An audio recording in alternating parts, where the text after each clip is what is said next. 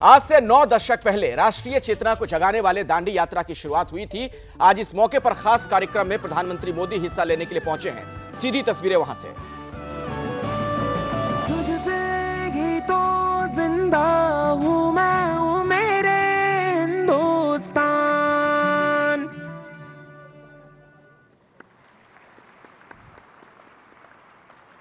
That was Dandi Yatra Gi. Cultural heritage is an expression of the ways of living developed by a community and passed on from generation to generation, including customs, practices, places, objects, artistic expressions, and values. Since ages, तो आज से आजादी के अमृत महोत्सव की शुरुआत हो रही है और इस मौके पर प्रधानमंत्री मोदी को आप देख रहे हैं। इस कार्यक्रम में मौजूद हैं देश के 2 जाने माने पत्रकार मेरे साथ इस पैनल में मौजूद हैं। आलोक मेहता जी हैं, दिव्यांग हैं, दोनों से हम बातचीत भी करेंगे और आखिर इसके क्या निहितार्थ हैं उसे भी समझने का प्रयास करेंगे और क्या इसके पीछे कोई राजनीतिक संदेश भी है इसे भी हम समझेंगे। ये जो आप कार्यक्रम देख रहे हैं सांस्कृतिक कार्यक्रम, इसकी शुरुआत हो चुकी है। प्रधानमंत्री मोदी इस दांडी यात्रा को, सांकेतिक यात्रा को हरी झंडी एक तरीके से दिखाने वाले हैं। कुछ ही देर में इसकी शुरुआत होने वाली है। एक ऐसा आंदोलन था जब हम गुलाम थे अंग्रेजों के जमाने में, उस दौर में जिसने राष्ट्रीय चेतना को जगाने का काम किया था। मेरे सहयोगी विकास भदौरिया यही मौके पर मौजूद है। विकास, ये पूरा क्या कार्यक्रम रहने वाला है, मैं चाहूंगा जरा बताएं दर्शकों को। हिंदी में अनुवाद की कुछ पंक्तियां इस तरह से हैं कि वतन हमारा एक ये देखिए, अब से तकरीबन आधे घंटे पहले इस कार्यक्रम की शुरुआत हुई है। प्रधानमंत्री नरेंद्र मोदी सबसे पहले साबरमती आश्रम गए, जहां साबरमती आश्रम जहां से सविनय अवज्ञा आंदोलन की नमक सत्याग्रह की शुरुआत भी की थी महात्मा गांधी ने।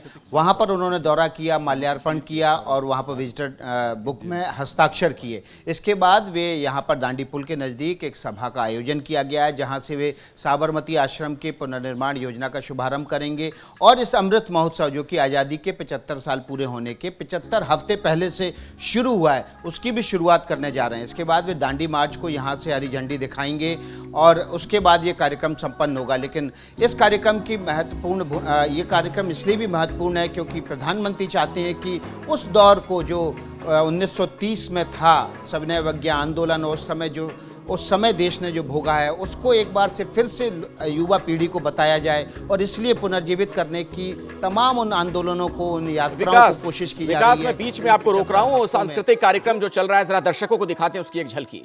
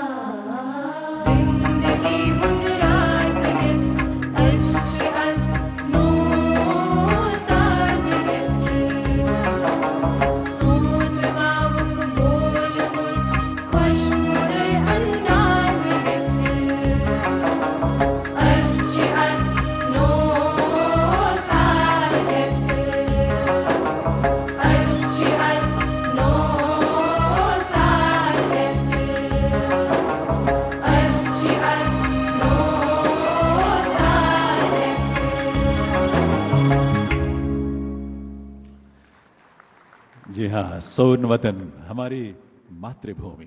तो सांस्कृतिक कार्यक्रम जो शुरू हो चुका है आलोक जी, कार्यक्रम तो चलते रहेंगे, लेकिन मैं चाहूंगा दर्शकों तक आपकी एक बात भी पहुंचनी चाहिए। महापुरुषों ने जो संदेश दिए, खासतौर पर महात्मा गांधी के संदर्भ में मेरा सवाल है आपसे, आज की तारीख में आपको क्या लगता है कितने प्रासंगिक हैं गांधी जी और उनकी कही बातों को किस कदर समाज में उतारा जाए? देखिए, गांधी जी तो हमेशा प्रासंगिक हैं और रहेंगे, भविष्य में भी रहेंगे। आज तो थोड़ी दुनिया की जो हालत है उसमें तो और ज़्यादा आवश्यकता है। ये ठीक है कि उनके कुछ मुद्दे कि भाई इसी तरह से आंदोलन होना चाहिए, तो गांधी का नाम लेकर आंदोलन करें और उसमें यदि हिंसक आंदोलन हो जाए तो गलत होगा। तो गांधी के नाम का दुरुपयोग न हो, पहला संकल्प तो यही किया जाए। जो पार्टी या जो नेता भी या जो समाज में हम जो भी कहते हैं कि उनके समय के साथ उन्होंने भी कई परिवर्तन किए, अपने में भी सुधार किए, पार्टी में भी सुधार किए, मतभिन्नता भी दिखाई और कुछ चीज़ों को लक्ष्य बनाया। जैसे आज हम दांडी की चर्चा कर रहे हैं, अभी हम इससे पहले भी चर्चा कर रहे थे कि जब उन्होंने दांडी यात्रा की तो उन्होंने सभी ने अवज्ञा आंदोलन को रुकवा दिया। उन्होंने कहा नहीं, इस समय नहीं होगा।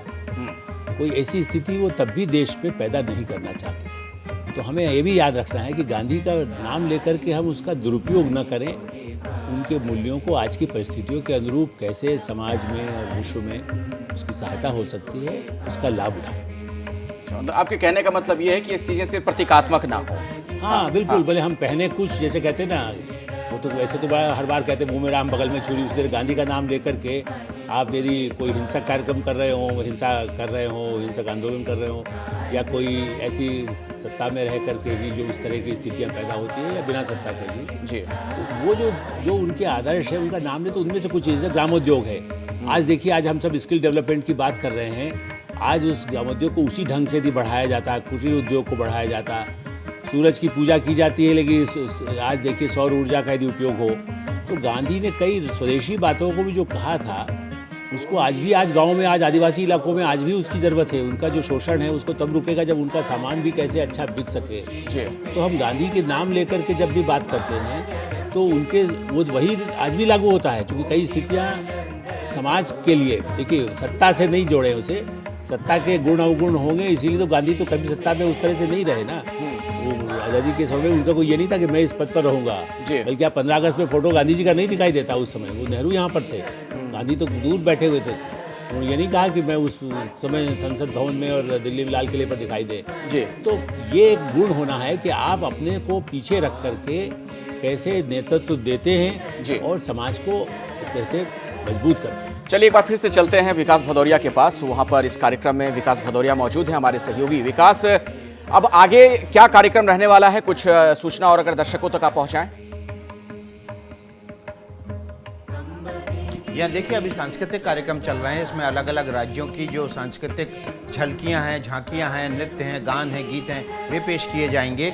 और उसके बाद फिर प्रधानमंत्री नरेंद्र मोदी का एक भाषण होगा, ताकि वो इस भाषण के जरिए इस अमृत महोत्सव कार्यक्रम की शुरुआत करेंगे। इस अमृत महोत्सव कार्यक्रम जो कि 75 हफ्तों तक चलना है, 75 साल के मौके पर आज़ादी का 75 साल होना, और आज की पीढ़ी के लिए, उस पीढ़ी के लिए जिसने संघर्ष किया, आज़ादी के आंदोलन के लिए, आज़ादी हासिल करने के लिए अपने जीवन की आहुति दी, उसका यहाँ पर गुणगान और महिमा मंडन प्रधानमंत्री करने वाले हैं। और साथ ही साथ वो युवा पीढ़ी को ये भी बताने वाले हैं कि जो आज़ादी है उसको सहेज के रखना, उसकी कीमत समझना आज के परिप्रेक्ष्य में कितना ज़रूरी है। आज का जो भारत है वो पुराने भारत किस दौर से गुजरा है और किस दौर से गुजर के आज इस स्टेज पर पहुंचा है, इसलिए इसकी अहमियत कितनी बढ़ जाती है। और यही वजह है कि प्रधानमंत्री नरेंद्र मोदी चाहते हैं कि उस दौरान जो आंदोलन हुए, आज़ादी के जो आंदोलन हुए, उस समय जिन लोगों की जो भूमिकाएं थीं उनको याद किया जाए, उनकी कहानियों को, उनके संघर्ष को युवा पीढ़ी तक पहुँचाया जाए, ताकि वो इसके महत्व को समझ सकें। अखिलेश, बिल्कुल। और ऐसे में दिबांग, आपसे भी थोड़ा मैं समझना चाहूँगा, लंबे वक्त से आप पत्रकारिता कर रहे हैं, कई दशकों से, ये बताइए, एक दांडी यात्रा तब हुई थी जब हम गुलाम थे, आज हम आज़ाद हैं, प्रतीकात्मक दांडी यात्रा आज, कोई समानता इसमें पाते हैं आप? देखिए, वो जो गांधी यात्रा थी अखिलेश, उसकी अगर आप डिटेलिंग देखें तो जिस तरीके से गांधी जी ने प्लान किया था किस तरह से आंदोलन किया जाता है, किस तरह से आंदोलन की शुरुआत होती है, उसकी एक बहुत साफ झलक मिलती है।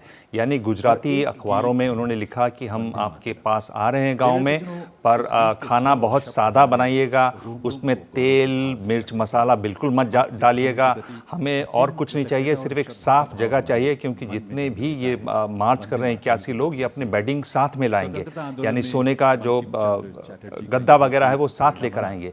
किस तरह से गांधी ने ये कोशिश की, जो मैंने अभी पहले बताया कि गांधी की ये कोशिश थी कि हर गांव में पता चले कि कितने समुदाय के, किस समुदाय के कितने लोग वहाँ रहते हैं, कितनी गायें हैं, कितने बैल हैं, कितने लोग चरखा काटते हैं, कितने लोग खादी पहनते हैं और कितने दलित हैं। ये संख्याएं उन्होंने जानने की बात कही। और अगर आप और भी विस्तार से देखें तो जहाँ जहाँ वो जाते थे वहाँ दलितों को बुलाते थे, शराबबंदी की बात करते थे। तो गांधी ने एक जो बड़ा उनका आंदोलन चला बाद में, उसका एक तरीके से बीज बोया और उसको बहुत करीब से देखा। और आप देखिए कि वॉइस रॉय को लग रहा था कि ये आंदोलन बिल्कुल फेल हो जाएगा। लंदन के जितने भी अखबार थे, चाहे टाइम्स हो या टाइम पत्रिका हो, अमेरिका की बहुत बड़ी पत्रिका, उसने बिल्कुल फूहड़ ढंग से उसकी कवरेज की, मजाक उड़ाया इस पतले दुबले जिसकी टांगें बिल्कुल बिजली के तार जैसी पतली हैं, वो व्यक्ति, ये कहा गया कि ये पूरी एक रिपोर्ट आई वायसरॉय के पास कि ये पूरी भी नहीं कर पाएंगे यात्रा, हो सकता है पहले ही गुजर जाएं। तो उन्होंने जो भारत से संबंधित मंत्री थे लंदन में, उनको चिट्ठी लिखी कि हो सकता है ये पहले ही निकल लें और मतलब हमारा सबका काम सही चलेगा। टाइम पत्रिका ने, जिसने इतना मजाक उड़ाया इस 60 साल से ज़्यादा के व्यक्ति का, टाइम पत्रिका ने उस साल स्टालिन को मैन ऑफ द ईयर नहीं चुना। टाइम पत्रिका ने उस साल सिनक्लेयर लुइस, जिनको अमेरिका में पहली बार लिटरेचर के लिए नोबेल प्राइज़ मिला, उनको नहीं मैन ऑफ द ईयर बनाया, बल्कि महात्मा गांधी को बनाया। और इसकी आलोचना करने के बाद बनाया, क्योंकि उनको दिखाई दिया कि ये एक आदमी है जो एक नई तरह की राह खोल रहा है और नया तरीके का आंदोलन खोल रहा है इतने बड़े देश में। ये एक बहुत बड़ी बात है, इसलिए इस यात्रा का बहुत ज़्यादा महत्व है। जी, बहुत बढ़िया प्रसंग आपने सुनाया। दिव्यांग दर्शकों को जरा दिखाते हैं क्या हो रहा है यहाँ पर इस कार्यक्रम में।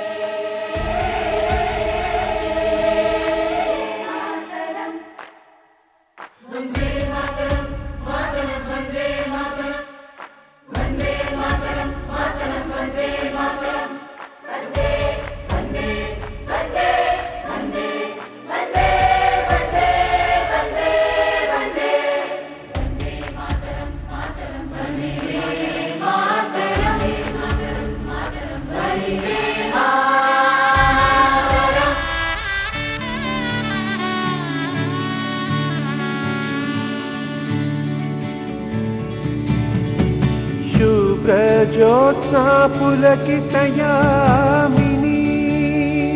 कुल्लकुसुमित ध्रुमदलशोभिनी शुभ्र ज्योत्स्ना पुलकितयामिनी यामिनी पुलकितयामिनी शुभ्र ज्योत्स्ना पुलकितयामिनी कुसुमित ध्रुमदल शोभिनी सुहासिनी सुमधुर भाषिणी सुखदा वरदा सुखदा वरदा मातरम वंदे मातरम वंदे मातरम वंदे मातरम।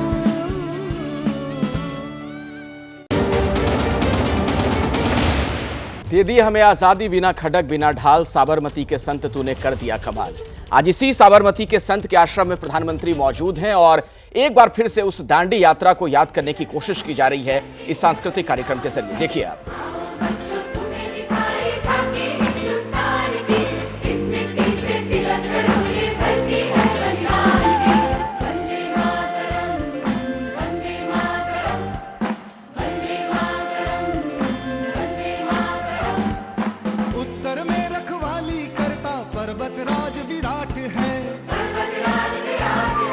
दक्षिण में चरणों को धोता सागर का सम्राट है।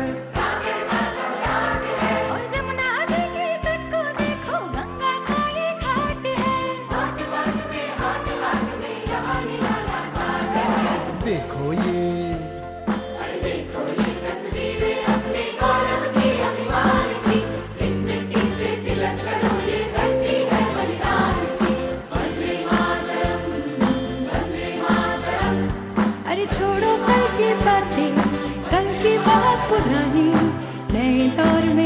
मिलके मिलकर नई कहानी।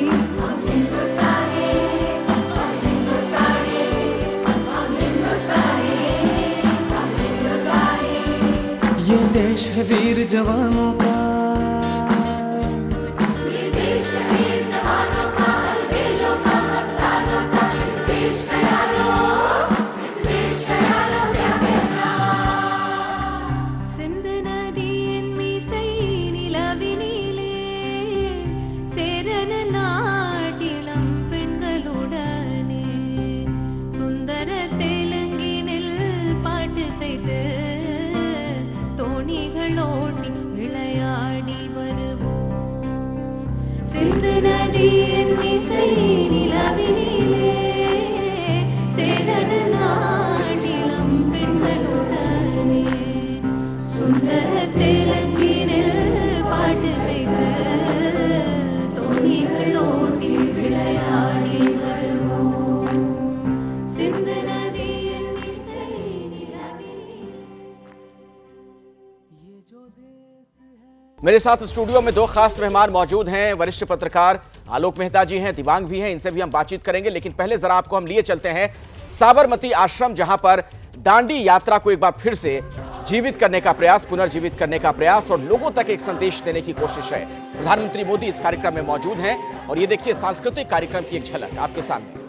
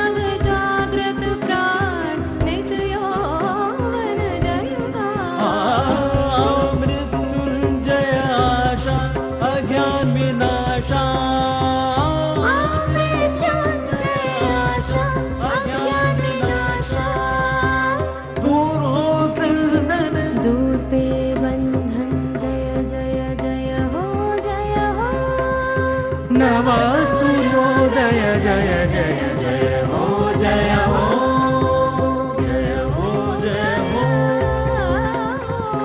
जय हो, जय हो, जय हो, जय जय जय हो।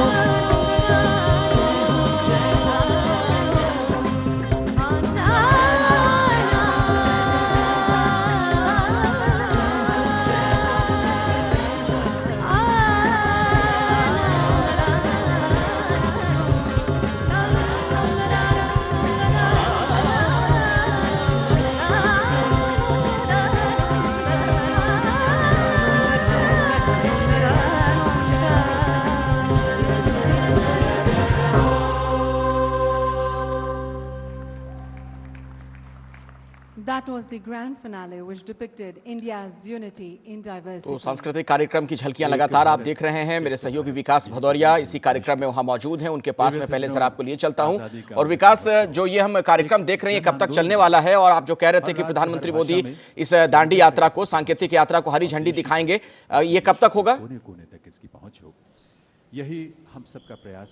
जी देखिए, तकरीबन ये 50 से 55 मिनट का सांस्कृतिक कार्यक्रम है जिसमें आंदोलन से जुड़ी हुई झलकियां हैं, नृत्य है, अलग अलग राज्यों के संगीत और नृत्य गान भी हैं। तकरीबन 55 मिनट तक ये कार्यक्रम चलेगा। उसके बाद प्रधानमंत्री नरेंद्र मोदी का भाषण होगा। ये कार्यक्रम कुल मिलाकर तकरीबन 1 बजे तक चलना है और उसके बाद फिर प्रधानमंत्री नरेंद्र मोदी दांडी यात्रा की जो प्रतीकात्मक यात्रा निकाली जानी है उसको हरी झंडी दिखाएंगे और 1:15 बजे के आसपास प्रधानमंत्री यहाँ से रवाना होंगे। तो तकरीबन अभी कह सकते हैं आप कि ये कार्यक्रम तकरीबन 1.25 घंटे का और बाकी है और इसमें से अभी 35 से 40 मिनट का सांस्कृतिक कार्यक्रम होगा और उसके बाद प्रधानमंत्री का भाषण होगा। महत्वपूर्ण बात अखिलेश ये है कि इन कार्यक्रमों के जरिए अलग अलग स्थानों में, देश के रोज़ 75 अलग अलग स्थानों में ये 75वां जो जिसको कहते हैं आज़ादी का वर्ष है, उसको मनाने के लिए जो अमृत महोत्सव का कार्यक्रम है वो आयोजित किया जा रहा है। उसकी शुरुआत यहाँ से हो रही है, लेकिन दांडी यात्रा की शुरुआत आज ही से हुई थी, इसलिए उसी को पुनर्जीवित करने की आज यहाँ से कोशिश हो रही है। इस कार्यक्रम के जरिए 390 किलोमीटर की यात्रा है वो निकाली जाएगी गुजरात के नवसारी के दांडी तक, और इसमें 9, 8, 7, 6, 5, 4, 3, 2, 1, 0.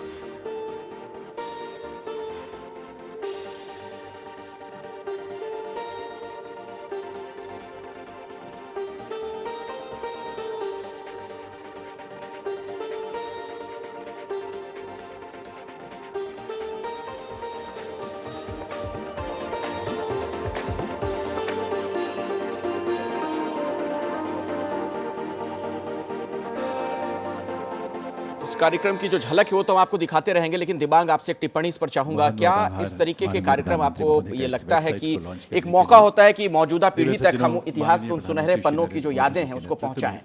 जी हाँ, बिल्कुल ये मौका है और इसका ज़रूर फ़ायदा भी उठाना चाहिए। और मुझको सिर्फ ये लगता है कि ऐसा मौका अगर है तो उसमें जितना भी ऑथेंटिक हो सके, जितना भी सही जो असली प्रारूप है उसको दिखाने की कोशिश करनी चाहिए। भारत बहुत बड़ा देश है और अगर एक छोटी सी बात करूं, संगीत अगर आप देखें तो हमारा इतना समृद्ध संगीत है, क्लासिकल संगीत, शास्त्रीय संगीत जो है, यानी अलग अलग ऋतुओं के लिए और ऋतुओं में भी दिन और रात के लिए, दिन के अलग अलग पहरों के लिए हमारे साथ अलग अलग तरीके के राग हैं जो गाए बजाए जाते हैं और मेरे ख्याल से उनकी भी चर्चा यहाँ पर होनी चाहिए। हम देख रहे हैं कि ज़्यादातर वाद्यों में आप सुन रहे थे गिटार बज रहा था, सिंथेसाइज़र बज रहा था, वो भी होना चाहिए। युवा हैं भारत में जो उसको बहुत पसंद करते हैं, युवाओं के लिए वो भी होना चाहिए। लेकिन भारत में ध्यान रहे शिव जी ने यहीं डमरू बजाया था अखिलेश, और इन सब चीज़ों की भी बात होनी चाहिए, एक मौका होना चाहिए। और उस चीज़ की वहाँ जो कुछ हुआ, उस तरह की जिस तरह की ये यात्रा निकली, जिस तरह से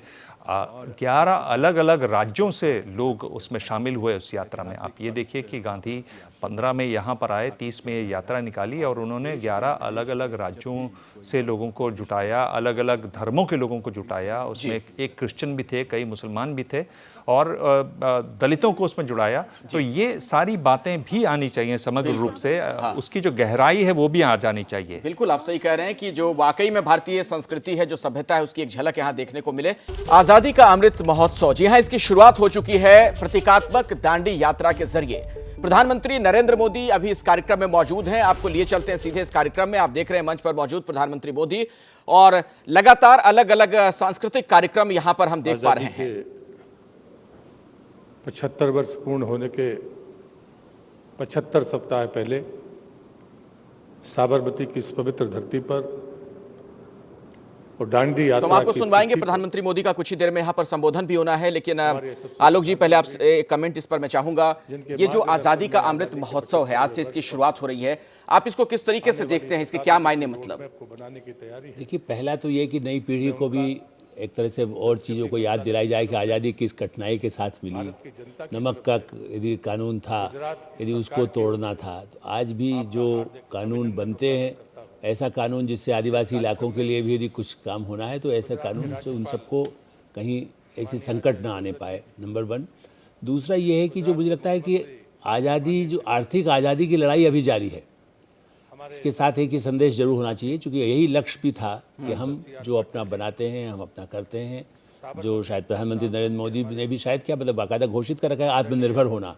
तो ये बात हम वर्षों से सुन रहे हैं, लेकिन अब ये सही समय है जब 75 वर्ष के हम, ये खाली सेलिब्रेशन इसलिए नहीं है कि भाई हम याद कर लें आज मंदिर गए। आप यदि उनके जो उसका लाभ है समाज को, उस आज़ादी का, उस लोकतंत्र का, वो कैसे लोगों तक पहुँचे, ये उसका एक संदेश उन सब के लिए है। केवल ये सरकार का आयोजन नहीं माना जाना चाहिए। मैं ऐसा मानना है कि हर पार्टी का, हर सरकार का और संस्थाओं का लिए यह है कि हम उन जो गांधी ने जिस तरह से इस आज़ादी को दिलाने के लिए काम किया, आज ज़रूरी नहीं कि आप पैदल जाएं, आप बैलगाड़ी से जाएं, आप ट्रैक्टर से जाएं, आप हवाई जहाज़ से जाएं, लेकिन उससे उनके जो लाभ मिलना चाहिए थे, उस लाभ को जिस लक्ष्य को रखा गया था, तो इनमें से कुछ ऐसी बातें सामने आती हैं जो आएंगी और सामाजिक सौहार्द जो पैदा, देखिए 81 लोग यदि उन्होंने चुने थे दांडी यात्रा में, तो आज भी किस तरह से समाज के विभिन्न वर्गों को जोड़े, जो देवांग जिसकी चर्चा भी कर रहे थे। बिल्कुल। तो मुझे लगता है कि सबको सामाजिक समरसता और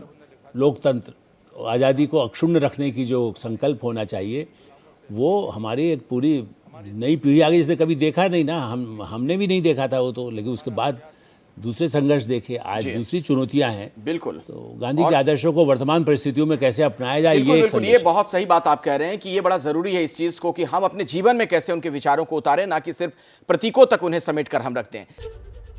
तो आजादी का ये अमृत महोत्सव शुरू हो चुका है, जिसकी तस्वीरें हम लगातार आपको दिखा रहे हैं। प्रधानमंत्री मोदी खुद इस कार्यक्रम में मौजूद हैं। एक बार फिर से आपको लिए चलते हैं किस तरीके से यहां पर सांस्कृतिक कार्यक्रम देखने को मिल रहे हैं, वो तो हम आपको तस्वीरें दिखाएंगे, लेकिन इन्हीं तस्वीरों के साथ दिबांग एक कमेंट इस पर आपसे मैं चाहूंगा। ये जो पूरा कार्यक्रम हो रहा है, कुछ इसके आप राजनीतिक मायने मतलब ही निकालते हैं? जी हाँ, बिल्कुल। ये जो कार्यक्रम हो रहा है, देखिए बिल्कुल देश के पश्चिमी हिस्से में हो रहा है, लेकिन पूर्वी हिस्से पर और ख़ासतौर पर बंगाल पर इसकी छाया ज़रूर दिखाई देगी। वंदे मातरम आपको सुनाई दे रहा है, यहाँ पर आपको राम की भी बात सुनाई दे रही है, गानों में भी सुनाई दे रही है, बातचीत में भी सुनाई देगी। और ये एक ऐसी चीज़ है जिसको आप नज़रअंदाज नहीं कर सकते और जो बहुत साफ दिख भी रहा है। अब इसका कितना फ़ायदा होता है नहीं होता है वो दूसरी बात है, लेकिन एक मैसेजिंग ज़रूर है। बिल्कुल। विकास भदौरिया वहीं पर मौजूद है, मेरे सहयोगी। विकास, प्रधानमंत्री मोदी का संबोधन कब होना है? ये देखिए, आपसे कुछ देर में प्रधानमंत्री नरेंद्र मोदी का संबोधन होना है। तकरीबन 12 बजे का वक्त है जब प्रधानमंत्री नरेंद्र मोदी अपना भाषण देंगे। तो ये सांस्कृतिक कार्यक्रम जैसे ही संपन्न हो जाएंगे, उसके बाद प्रधानमंत्री नरेंद्र मोदी का भाषण होगा और उसके बाद फिर वो दांडी यात्रा के 91 साल पूरे होने के मौके पर और आज़ादी के 75 साल पूरे होने के वर्ष में इस कार्यक्रम को हरी झंडी दिखाएंगे। इस कार्यक्रम के ज़रिए युवा पीढ़ी को प्रेरित करने की कोशिश है। जैसा कि अभी देवांग कह रहे थे कि इसका असर निश्चित रूप से जो है वो पूर्वी हिस्से पर पड़ेगा ही पड़ेगा। महात्मा गांधी ने पश्चिम बंगाल में भी अच्छा खासा वक्त बिताया और उस वक्त बिताया जब देश विभाजन के कगार पर था और ज़बरदस्त सांप्रदायिक हिंसा पूरे बंगाल में हो रही थी। और उस वक्त महात्मा गांधी ने वहाँ अनशन किया था, उस हैदरी हाउस में जहाँ महात्मा गांधी ठहरे थे। अब उसको म्यूजियम बना दिया गया है, संग्रहालय बना दिया गया है। लेकिन आज भी महात्मा गांधी, पश्चिम बंगाल, नील आंदोलन, बहुत सारी चीज़ें हैं जो महात्मा गांधी से पश्चिम बंगाल और बिहार को जोड़ती हैं। तो निश्चित रूप से ये भले ही ये कार्यक्रम पूर्वी हिस्से में चल रहा है जैसा कि देवांग बोल रहे हैं, लेकिन पश्चिमी हिस्से पर इसकी छाया ज़रूर देखी जाएगी।